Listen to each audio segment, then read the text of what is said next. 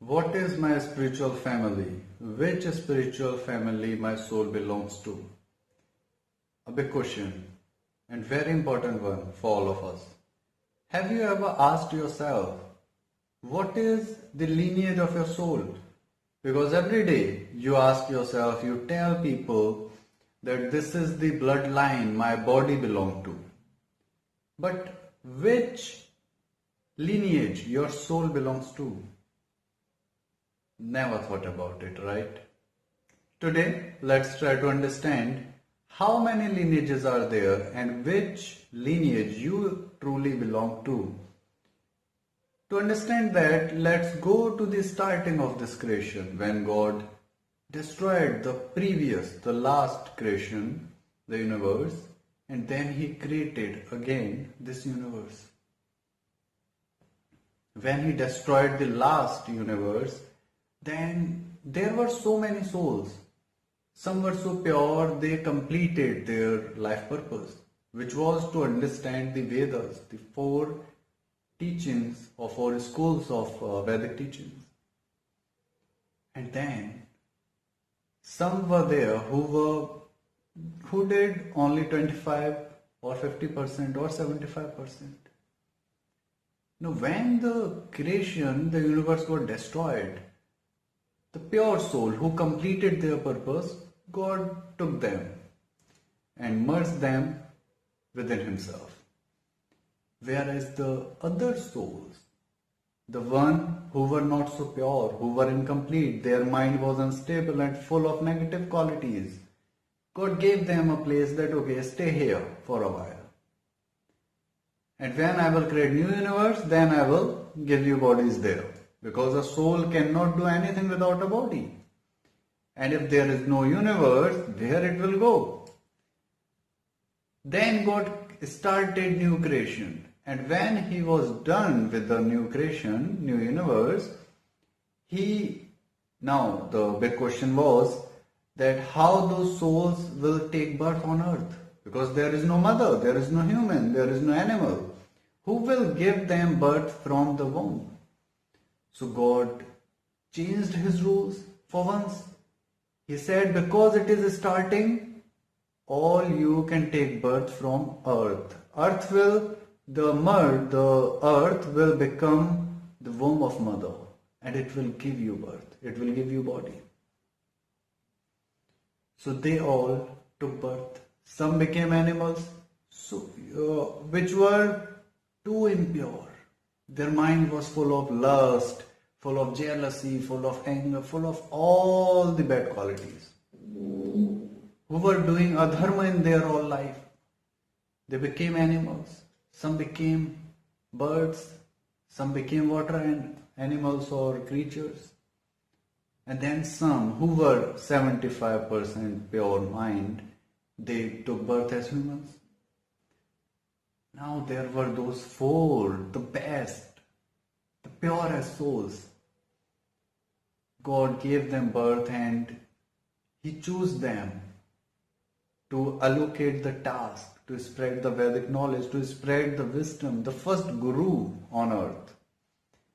Agni, Aditya, Vayu and Angira, the four rishis.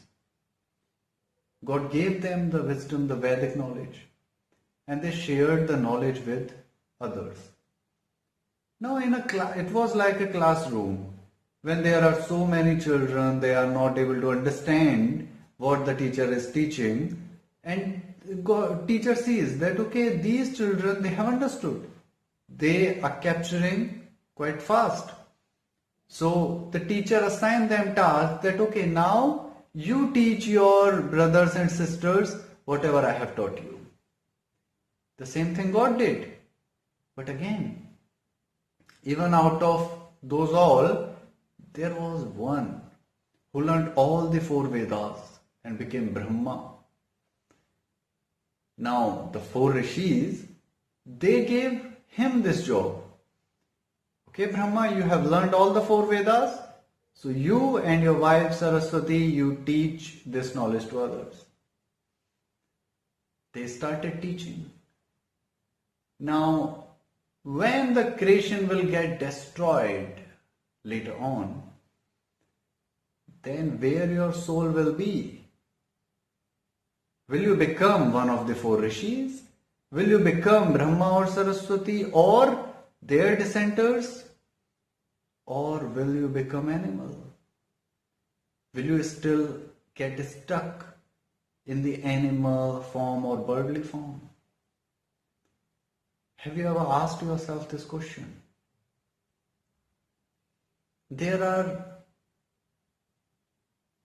When Brahma and Saraswati they started teaching in the generation to generation, the knowledge was flowing.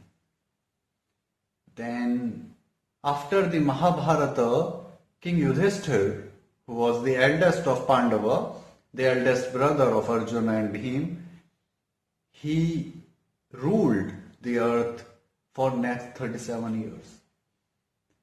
And after that, he left his kingdom. And a scholar says that the day when Yudhishthira he left his kingdom, that was the day when Kali Yuga started. The corruption of human mind started. Why?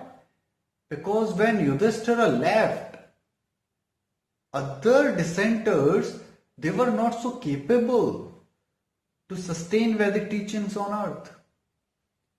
And the corrupt people, the bandits, the thieves, they started attacking on India. And they destroyed the Gurukula system. A Shastri was becoming Acharya. Now what I said, what it means. Whatever Brahma learned from the Rishis, that was Veda. So Rishis, they gave 4 Veda to Brahma. And Brahma, when he shared this with others, he added his own experience and understanding. And then he shared, so it was called a Shastra. The 4 Veda are also called Shastra. Now someone who has learned one Veda, like if someone says, I am Ayurvedic doctor, I am an Acharya. I have learned Jyotisha, I am Acharya. They are wrong there. They are half of the Shastri. Why? Because Ayurveda is the Upaveda of Veda, Rigveda. No, it is a Upaveda, a subdivision of half of it. If you have learned the half, you are not Acharya, you are a Shastri. Now, if you learn the whole Rigveda, you will become Shastri. But you have just learned half of it. So you are just a half Shastri. Not even complete. If someone do Jyotisha only, it is a limb, a limb, a body part of Veda. You are again a half Shastri, not a complete. And this is why the Ayurvedic doctors are not able to heal. The Jyotisha are not able to cure your problem. Because to become Acharya, you have to learn. First, you have to understand the human life, the values, by studying the characters of Krishna and Ram. So you have to master Mahabharata, Bhagavad Gita and Ramayana. I am talking about Vedic, not the new ones. Then you have to learn the 10 Upanishads. Philosophies you have to master. Vedanga you have to master. Then Upaveda. Then you will start learning Veda. And when you will be done with the Veda, you become Acharya. A long way it is. It is not easy to become Brahma. It is really a difficult thing, but it is not impossible. I have seen many people who do it quite quickly. But you have to go step by step. If without learning Vedic Ramayana, Vedic Mahabharata or Vedic Bhagavad Gita, you directly go to Upanishad, or without learning Upanishad, you directly go to Veda or Upaveda. Like you go to school and you start learning Ayurveda. That will be the wrong approach. Because you don't know the basics, that how the life works. The spiritual lineage. There was one spiritual lineage created by God. and he divided them into three parts. He said that the one which are the purest, they will follow Veda. Now, it is not easy to follow Veda.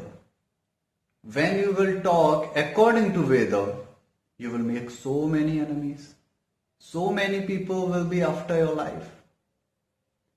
Because you will say the truth. And truth is harsh, it is rude, and it is bitter. And no one likes bitter taste. We only love sweet. And lies are sweet. But Veda never lie.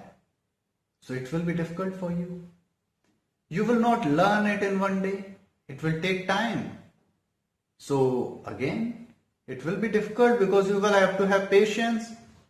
But when someone asks us to have patience, we get impatient. We want things quickly in one moment. We have to oppose to the wrong. Because Veda says that if you support something which is wrong, someone who is wrong, who is against Veda, that is anumodit karma, which is 10,000 times more bad, more critical than the normal pap karma, normal bad karma. And no one wants that bad karma. We do not want so much bad karma just to support someone. So someone killed one person, now he will have punishment for one murder. But because you said no, the person did it right, you will get 10,000 punishment of that. If the murder was justified based on the Vedic justice system, the Nyaya Darshan, then the person will get blessing of God as well as you do. But if it was wrong, the person will get punishment as well as you do. But you will get 10,000 times more than that person. No one wants that much bad karma. But you will have to do it. When you will see that someone is doing corruption, for example, when a guru, a Baba is saying that, oh, I am a sannyasi. Sannyasi means in this universe I do not own anything, not even a small leaf of a tree. I do not own anything. My wife, my children, my all assets, my money, my car, everything I donate. I donate to this nature, to this universe. I am alone, I am just a soul. I just have this body which is a loan I have taken from Supreme Being. I do not own anything else. And at the same time, the Baba is saying, the sannyasi is saying that, oh, yesterday I had a relation with my wife or with my girlfriend. Oh, I have 10 rupees in my bank account. Oh, I just have one car, but I am a sannyasi. I wear luxurious clothes, but I am a sannyasi. Now the person is a Nastik, a devil, a Rakshasa, according to Veda. And when you see a Rakshasa, what you will say? Wow, what a great man. No, you will have to have courage and to say, oh, you are a Rakshasa. You are doing bad karma. You own a big empire and you should say, I am a businessman, not a sannyasi. But still you are saying you are a sannyasi and you are doing the job like a businessman. This is a lie. This is an illusion you are creating in the universe. This is wrong. You are a Rakshasa. And you should learn Veda and become a human. Again. But this takes a lot of courage. And maybe the person will kill you or slap you or beat you because you said such a bitter truth to the person.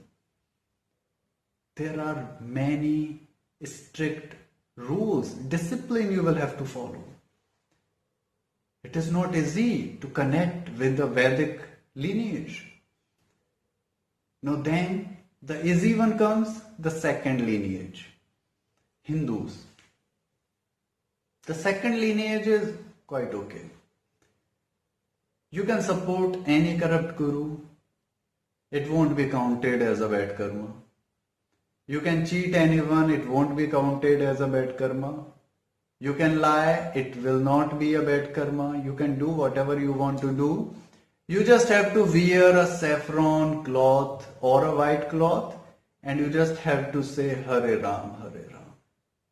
You just have to say I am a Vaishnava. So I will just chant the name of Vishnu and get rid of my all bad karmas. Or I am a Shaiva, I will just say Om Namah Shivaya and I will get rid of my all bad karma. It is quite easy. Not the right, but easy. Then there comes the last, the third spiritual lineage, the animal.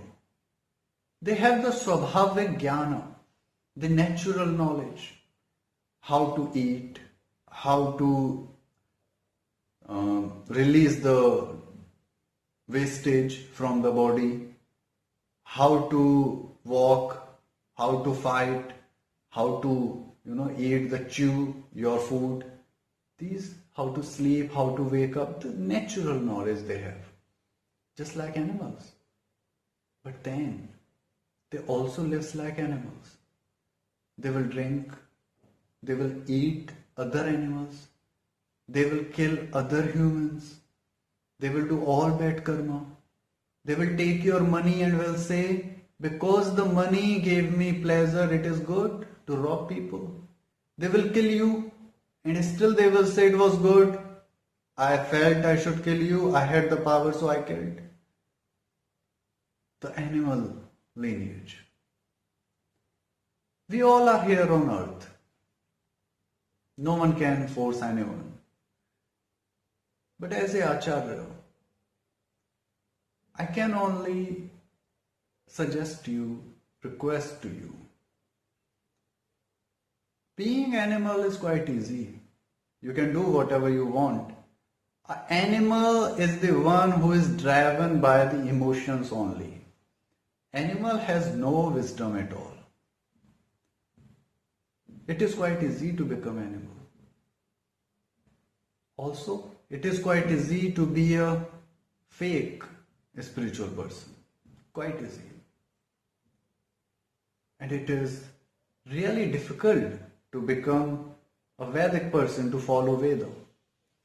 But that is what is right. If you truly want to become a Vedic person, truly want to be evolved as a spiritual being, follow Vedic teachings. Have patience. Follow the instructions of Acharya and Veda.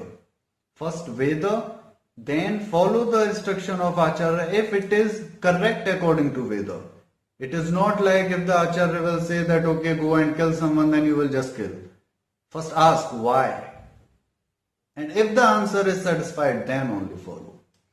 Do not be a blind follower. Veda clearly says never be a blind follower of anyone. Because a rishi is a researcher, someone who asks questions, who raises questions. Raise questions. And if you are satisfied with the answer, then follow it. There will be hurdles coming your way. Someday you will feel bad.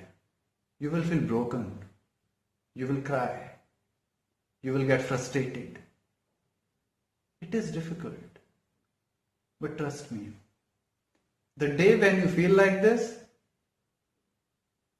it is just the last phase of your pain.